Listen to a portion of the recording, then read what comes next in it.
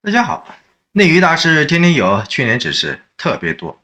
从武牙签被自己的亲妈反转投进到了监狱，到赵丽颖、王一博被粉丝造反惊动了国家，许许多多灾难性频繁、影响力更大的国家大事，都被这些娱乐圈的狗血风云带走了风向，带歪了焦点。不过，野蛮生长所带来的突如其来的粉丝碰撞，差点也升格成为了张某涵的政治事件。很多娱乐圈你好我好大家好的遮羞布下的勾心斗角，其实都是实实在在的一幕幕宫斗出走、真实上演的生死大戏来的。无论赵丽颖、王一博还是他们背后的团队，有时候必须当机立断，拒绝遗憾，否则的话，当断不断，不断更乱。深度降温度，新闻最专注。去年，也就是2021年的8月份，娱乐圈真的是特别的乱。张哲瀚反华事件和赵丽颖、王一博粉丝造反事件，这一前一后几乎完全是无缝无时差的发生了。各种的硬核新闻我早就第一时间的深度深扒了，所有的硬核原创出来的迥异视角，都完完全全脱离了那些人云亦云、彼此抄袭的陈词滥调与乏味无脑。不过，先我还是没有想到的是，这个社死的张哲瀚1年之后，居然勇敢地站了出来了。看来被堵嘴禁言、销声匿迹将近1年的这个张哲瀚，这次真的是怒了。用他的原话来说的话，就是要重新振作起来。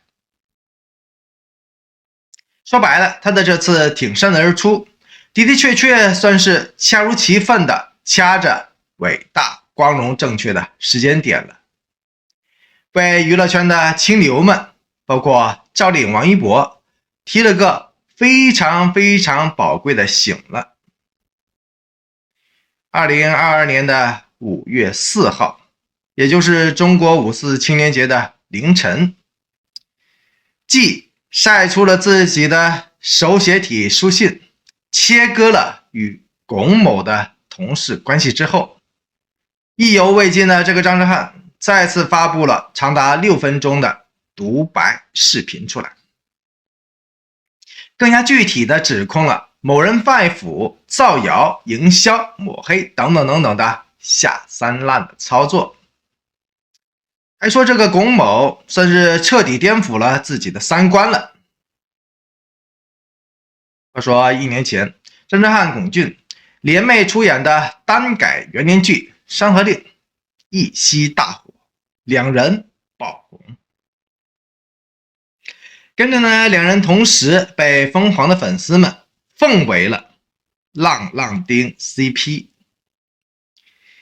这对新男的组合 CP 算是让同好者们磕足了糖分了。不少人都预言他们注定会成为博君一笑之后的 2.0 的加强版本。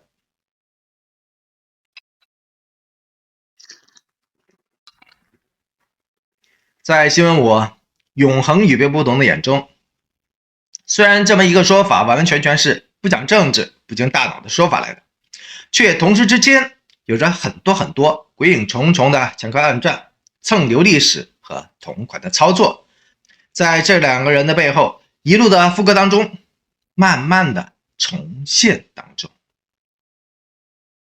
前2天，先我才硬核聊过了王一博莫名其妙被挖耽改咖的历史，实际上就是这么一种不断的水深测试和投石问路来的。懂的人自然都懂，不懂的人呢，满嘴瓜皮。很明显，张哲瀚现在趁着青年节发声，明晃的算是彻底看懂了。即便现在的他是实在太迟了。在他的视频当中，可谓是声声泣泪，字字带血，都是他对现在的顿悟和懊恼来的，以及对去年的反思和总结来的。只是在新闻我的眼里还差那么一丢丢。他的总结大致上可以归类为5条。有趣的是，这5条当中有2条在赵丽颖的身上验证过了，有3条在王一博的身上验证过了。说到这儿，娱乐圈的乱象真的是可见一斑的了。这5条包括： 1. 龚某公然盗用张哲瀚的童年照来引导粉丝磕糖，这种操作其实很稀奇，这说明了什么呢？难道龚某没有自己的童年吗？说到这，还是希望我的老话，懂的人自然懂。2. 龚某下重金造谣了他的政治立场，这点新闻我就不用赘述了，因为新闻我早就已经说过了。3. 某人修改了百度词条，并且呢联动了各大营销号。众所周知，百度是一个花钱投钱的地方来的，花钱消灾呢，还是花钱造谣呢？其实都是任君选择的买卖来的。4. 某人利用大量的黑水军去蒙蔽了官方媒体。至于这个说法吗？似是而非，值得商榷的。5. 招募粉丝运营，去引导未成年人去磕男 CP 等等等等，违法违规的操作。这个说法界限最模糊了，因为单改就是戒而不绝、屡禁不止的灰色地带来的。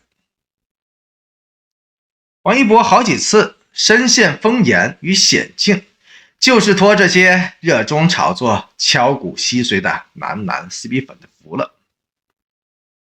然而呢，恰恰这些违法违规的操作还没有正正式式的踩到国家所忌讳的2个字的上面，结果呢，暂时还是没有结果呢。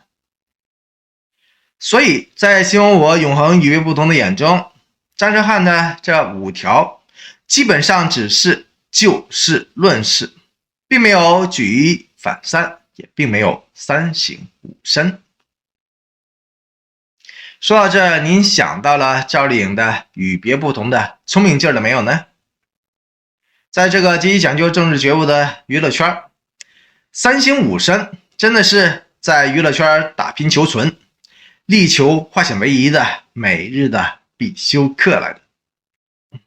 在新闻我永恒与别不同的视角当中，这一次张哲瀚对自己的深刻反思，以及对龚某的最大的追究，还是差一些深层次的火候的。因为张哲瀚并没有完完全全的觉悟到，他所提到的5条反思，其实并没有涉及到更加深入、更加重要的3大要点，而这3大要点恰恰好都是张哲瀚自己的问题来的。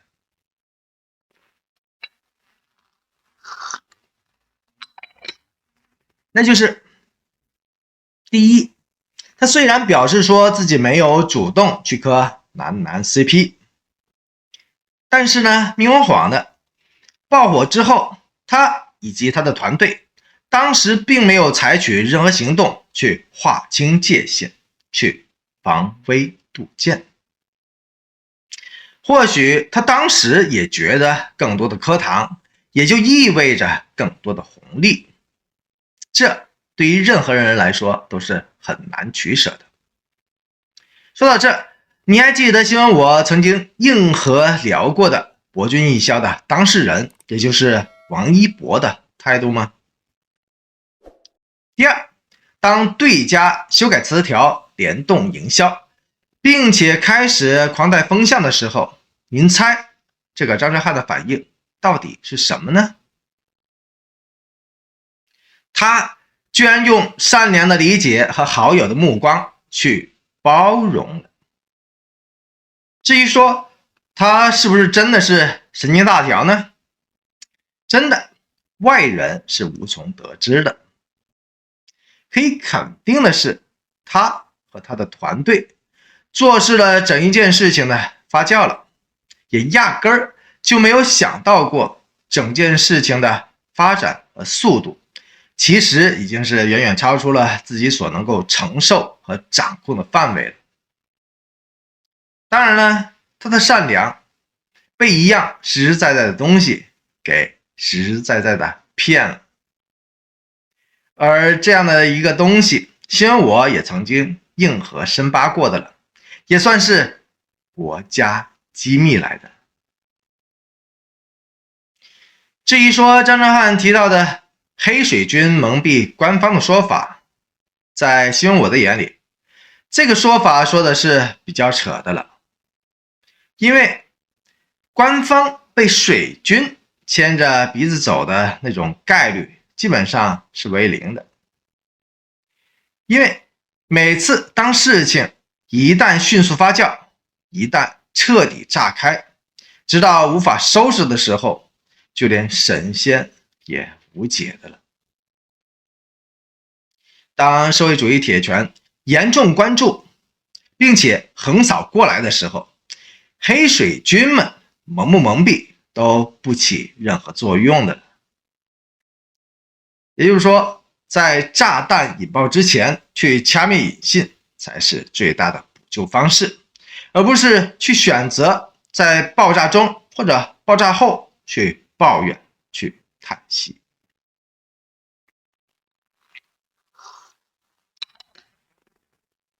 第三，他的政治立场之所以能够成功的被人成功引爆，的的确确完完全全是他自己留下的网络足迹以及个人痕迹，实实在在是太多太多了。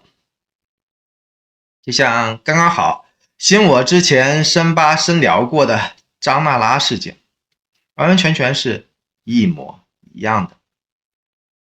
在整个的娱乐圈正式开始泛政治化，正式开始反日反美的风头火势之下，你却依旧保留着大量的旅日照片，你就难免会被对家深挖硬拼，创造出来大量似是而非的素材出来，以及那些浑水摸鱼的污点出来。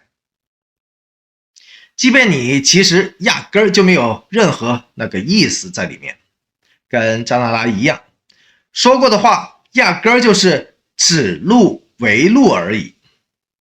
但是呢，到了别人家的嘴里呢，就可以指鹿为马了，就可以反华实锤了。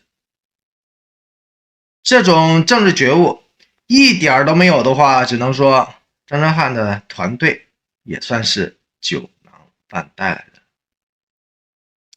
张哲瀚还表示说，当你待在锅底想往上走的时候，止不住有人不断的往锅里倒油，让你脚底打滑，苦不堪言。这说明了什么呢？这说明在这社死的小1年当中，他的任何的反击，任何的尝试，其实都已经是尝试过了。现在的他已经是无法翻身的了。现在的他活生生就像是一个已经落水的人，已经是溺水的人，在反击着那个成功推他下水的人。所以呢，视角永恒与别不同的新我只想说，他这次的最强总结和最大的反击其实都是徒劳的。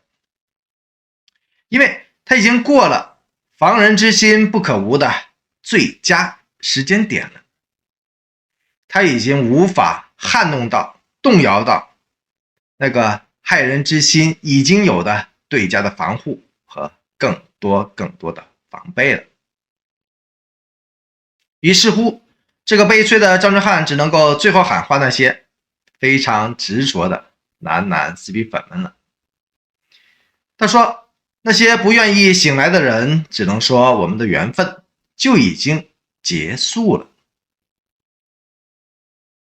说实在的，这话不仅仅说给了浪浪丁 CP 粉们，也同时说给了博君一笑的 CP 粉。因为单改原罪都是躺在社会主义机制下的定时炸弹来了。张之汉的血泪已经是提早证实了，或早或迟的引爆总会或大或小的爆发的。说到这，你还记得新闻我独家硬扒过的那个央视热推瞬间社死的5点艺人吗？说白了，张之汉这番发自肺腑的社死醒悟，让视角永恒与别不同的新闻我听完之后，立马就想到了同样是去年年底发生的一件大事。这件大事的影响力可谓是原理同款，级别更高。然而呢，最终的结果却是异常的烧脑，也非常的反转。当然啦，其复杂的程度也远远超出了娱乐圈的那些瓜皮和瓜瓤了。有意思的是，这个当事人先知先觉，让人措手不及的出手，对于渺小的张之汉而言，绝对是黄金教科书般的明快和果决。而对于赵丽颖、王一博而言，同样值得下一步的深思和参考。这整件事其实就是左派的旗帜、爱国的先驱司马南先生去年年底突然之间发力，穷追猛打，疯狂手撕中国联想集团的创始人柳传志先生。当然了，全部的火力都跟金币有关，例如说国资流失、高管高薪、土地违法等等等等，都是大件事，个个都是值得社会主义铁拳重铡几次的夺命导火索来的。连带着中国网约车的巨头滴滴出行的总裁柳青也没少被波及到。这是为什么呢？因为柳传志、柳青既是中国商界的传奇符号来的，也是虎父无犬女的传奇妇女来的。那么您猜，身为改革开放的第一代企业家，能和任正非、张瑞敏平起平坐的这个中国商界的教父级人物柳传志怎么去应对的呢？